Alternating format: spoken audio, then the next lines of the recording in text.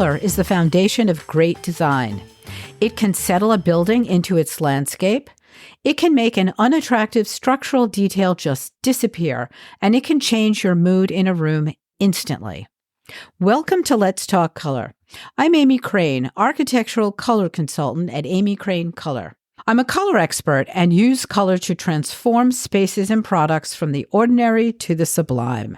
As a paint color specialist, realtor, and design writer, I have my pulse on what's happening in the world of color. In each episode, I'll reveal best practices for choosing color by introducing you to masters of color for the built world. So throw out those paint chips taped to your walls and let's get started.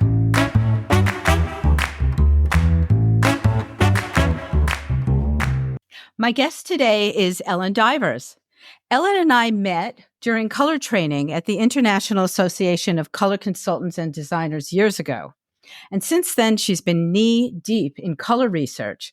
And today we're going to hear about how her findings can enhance or inform your process when choosing colors. So for all of you budding color consultants out there, this may be a game changer. So Ellen, give it to us in a nutshell. What was your research attempting to prove or to change?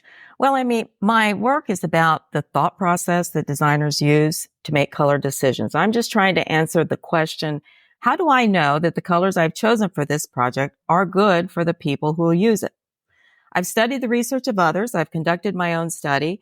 And now I'm developing a rational process for choosing color palettes that can give designers just more confidence that their choices are a good fit for the project. That sounds incredibly useful. So what was your journey up to this point? Well, I wondered about the psychology of color as far back as college, where I majored in psychology. I used color in many different ways up until about 14 years ago when I became interested more specifically in how we apply color in the environment. Then I studied color application for architecture, but it did not point me to the research that actually could help a designer with day-to-day decisions about color palettes, especially the ones that really matter, such as for spaces that house people who are in fragile mental or physical conditions. So I started reading research on my own, and eventually I came upon what I call the study that changed everything for me. I thought this study really had the potential to change the way we conceive and execute color design. So I decided to go back to school for interior design. And while I was there, I conducted my own color study. And since that time, I've been presenting at conferences, publishing papers, and I'm now working on what has been the goal all along, a course to teach this novel way of approaching color design. That's fantastic. I can't wait to tell people about it when it's out there and ready for the public. You know, our listeners have often heard us talk about the three dimensions of color. Hue, which is what people know as color, basically. Is it green? Is it red? Is it orange? Chroma, which talks about the purity of a color. And value, which is a fancy way of talking about lightness and darkness.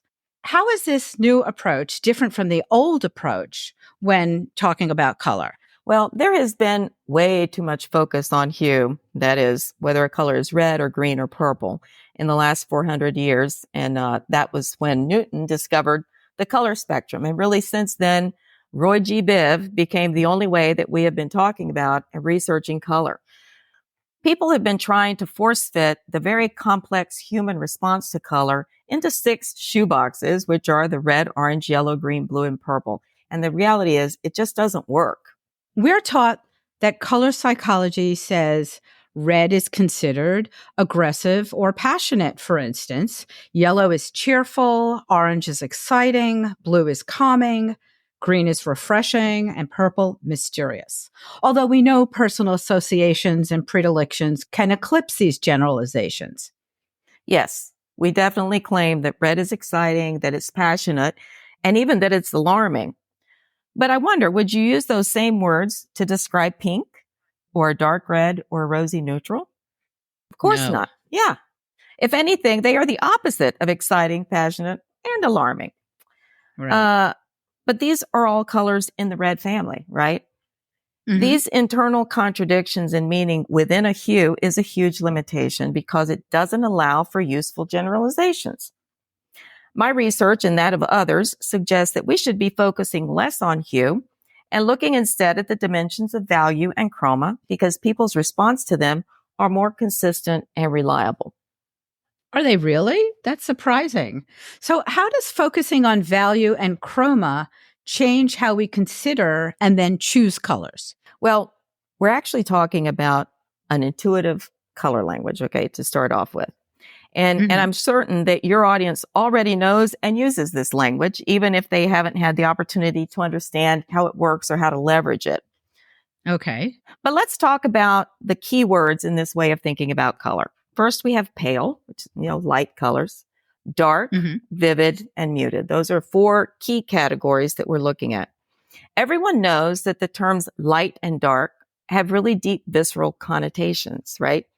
We use these terms in everyday language to convey emotions. If we say he is in a dark mood, we all know what this means. Stay away. He might lash out at you. Right. I think most people understand that darkness is associated with power and sometimes in a negative way. On the other hand, if we describe Maria's mood as being light, the meaning is quite opposite. She's happy. We don't need to stay out of her way. Vivid and muted are 2 more words that have meaning beyond the color context. If we say he had a vivid memory of that day, we understand that those events were clear and very apparent, much like the vivid hues. Right. On the other hand, if I say the response to her proposal was muted, it's quite the opposite because muted means quiet, low energy. So it really isn't a stretch to say that all of these meanings are connected to the meanings of color. Yeah, I see that now. So can you explain how they're connected to colors? Okay, so I'm going to ask you to visualize color. I have to say, it's the first time I've talked about color without the benefit of a slide. So you'll have to use your mind's eye to do this. So you go, girl. I want you to picture a dark red, which we might call a deep burgundy, a dark midnight blue, and a deep forest green. Put them close together in your mind. Now, I'm going to give you a pair of words and ask you to choose the one that you think fits best with this collection of colors. Here goes.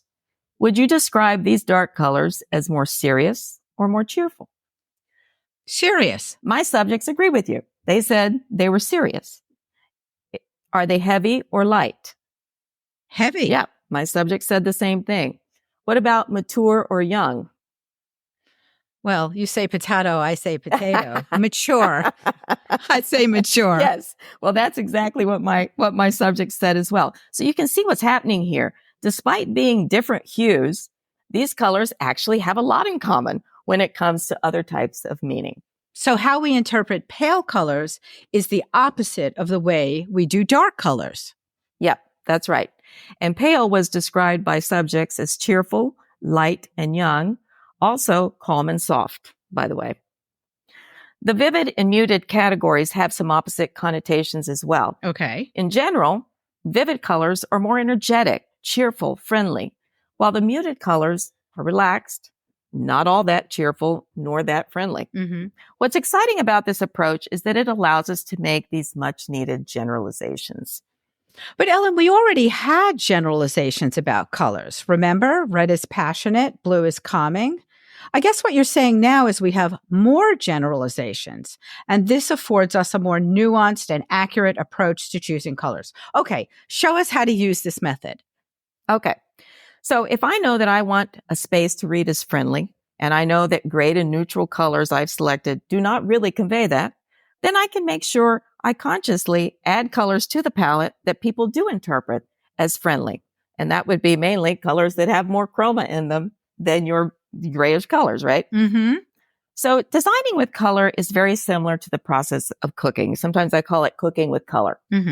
Because if you understand the flavor profiles, in this case, the color, these core color profiles, if you understand the flavor profiles of your ingredients, then you can make combinations of flavors that balance each other and that are pleasing to the palate. That makes sense. So will it affect a viewer more that what I'm looking at is red, for instance, or that it's dark, or that it's muted? I mean, are you saying the effects of chroma and value eclipse the effects of the hue we've chosen?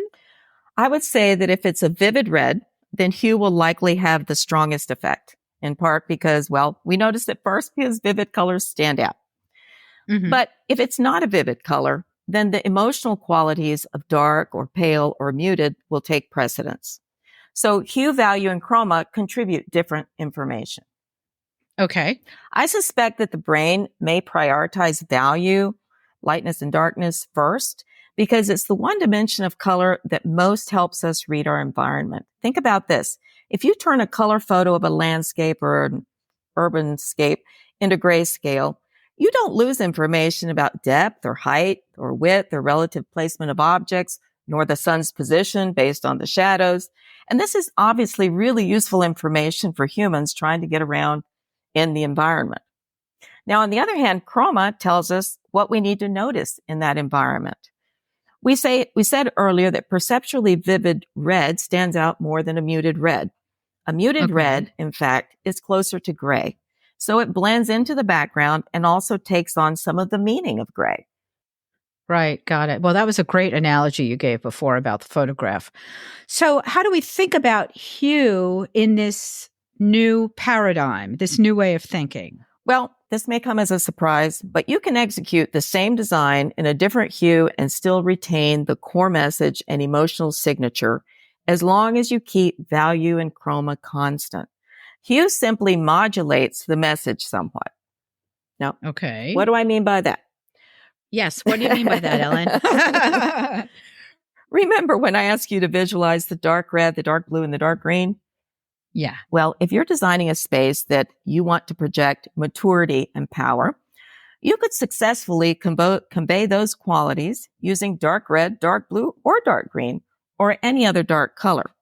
Each version would convey maturity and power, but the red version would be warmer, and it would probably feel more advancing, and it may include associations that we have with dark objects, like, red wine. The blue version would be cooler and a little more receding, right? Along with all the other associations that blue brings with it. The green one would not be quite as cool as blue, but perhaps it has associations related to nature. Mm-hmm. The effective hue is a bit like applying a color filter to a photo. The content of the scene doesn't change, but it gains additional meaning through the symbolic and associative meanings related to hue. Got it. Well, I love that analogy also about a filter to a photo. It really helps one translate this new way of thinking from in the world of visuals as we know them. It really helps.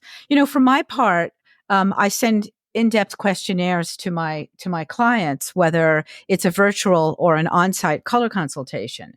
I ask them a lot of questions about every aspect of what kind of colors they want to surround themselves with. And in that questionnaire, I also ask if they like clear or muted colors. And I have to admit, a lot of people are stumped by this question. They've either never heard those terms in conjunction with colors or never thought about it. And that's why I ask them to also submit inspirational photos to help explain what they say they think they like. Sometimes people can't articulate a concept, especially one related to a visual, but they can show it. Do you think this will make your system valuable for designers, but difficult for the layman to grasp because they don't necessarily know what a clear color is or a muted color is, or vivid for that matter?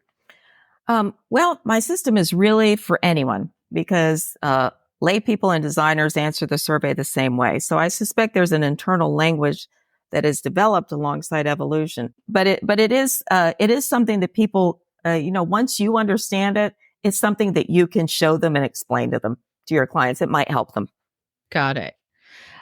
So how do we consider hue with chroma and value together practically in the field when we're choosing colors for our clients or ourselves? Give us an example of how to use these three dimensions of colors together to specify any particular color palette.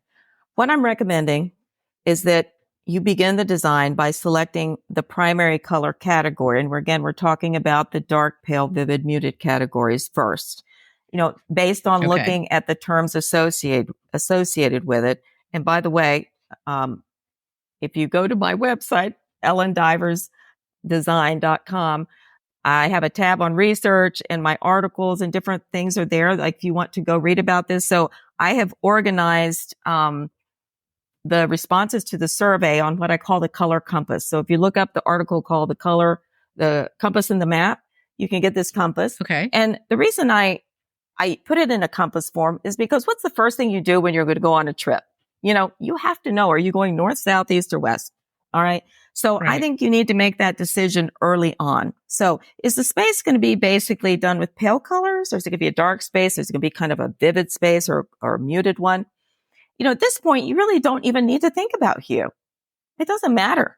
Okay. Then you decide what other attributes you want to convey. Look back at your color compass at other attributes that you'd like to include in the design, and you choose another color category. Okay. Again, you're still not talking about hue. You're just saying, for example, if you're creating a space with mostly light colors, do you want to pair the light colors with vivid or dark colors or muted colors? Right. And your choice of each will create a completely different emotional response based on which you pair. Right. Okay.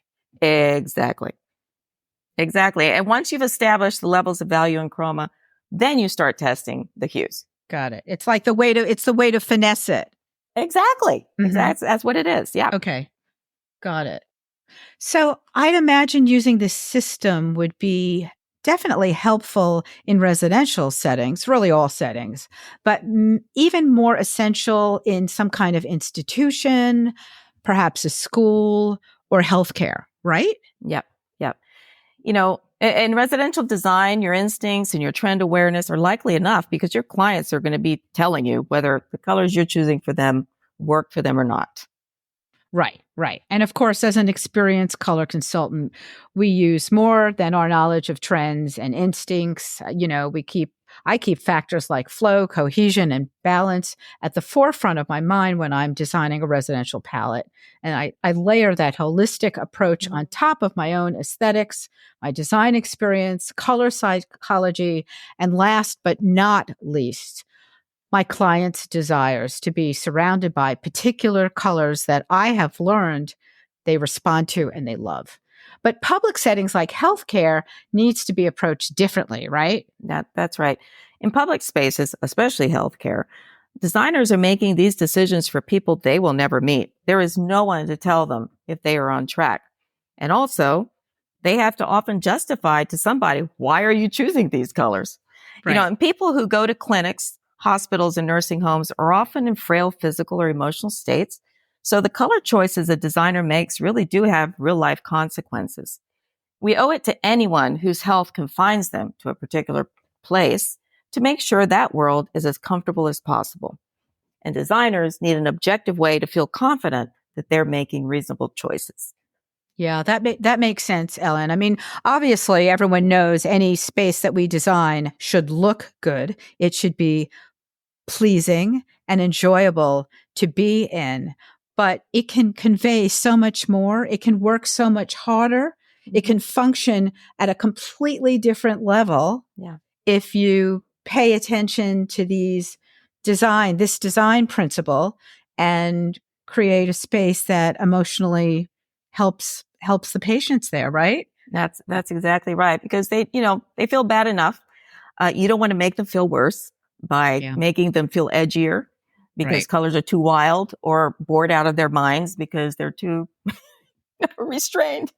Right. Absolutely. And I also go online and I do research to see, what's the hottest thing people are now doing. And, I just have to shake my head because I think designers who don't truly understand the value and chroma dimension of meaning, follow along with the idea, for instance, the blue is calming, and the green is relaxing. And they limit themselves to blue and green, which is becoming now an institutional color. Like green used to be, now it's turning into, oh my God, don't give me another blue and green space, because you can create a relaxing space using a soft beach, you can use other colors and not just that, but as you and I learned in our courses with the ISCCNA, that Frank would talk so much about the need to balance warm and cool. And when people latch on to the cool colors because they're relaxing, they're depriving people of the comfort of warmth, you know? And so if once you understand how value and chroma shapes meaning, it just gives you a huge amount of freedom to get really creative and to follow your instincts. I think designers who are getting started or just aren't as confident with color don't want to take big chances. And I totally understand that. And I think this approach that I'm taking will give them the confidence to, to take a leap and take a chance, because I'm organizing it in such a way that they can't screw it up, So. Yes. Right.